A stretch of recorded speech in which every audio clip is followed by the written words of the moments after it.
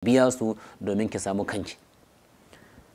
Mu sani dai yan uwa, akwai addu'a wadda manzon Allah sallallahu alaihi wasallam ya koya ga duk wani wanda ake bin shi bashi. Wannan addu'an ya kamata mutum ya rinka karantawa. Addu'an ita ke mutum ya rinka cewa Allahumma kfini bi halalika an haramika wa aghnini bi fadlika amman siwaka. Allahumma kfini bi halalika an haramika wa aghnini bi fadlika amman siwaka. Allahumma kfini bi halalika an haramika wa aghnini bi fadlika amman siwaka.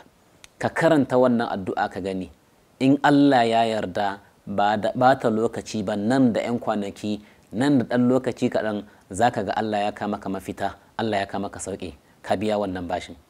Ki karanta wannan addu'a ki gani, nan da ɗan lokaci kaɗan in Allah ya yarda za ki ga Allah ya kama ki mafita, Allah ya kama ki sauƙi, kin biya wannan bashin mutanen, kin huta, kin rabu da bashin mutane.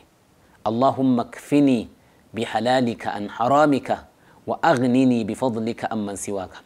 Allahumma kfini bi halalika an haramika wa aghnini bi fadlika amman siwaka. Wannan ita ke addu'an da ya kamata mutum musulmi wanda ake bin shi bashi ya rinka karantawa. Yanzu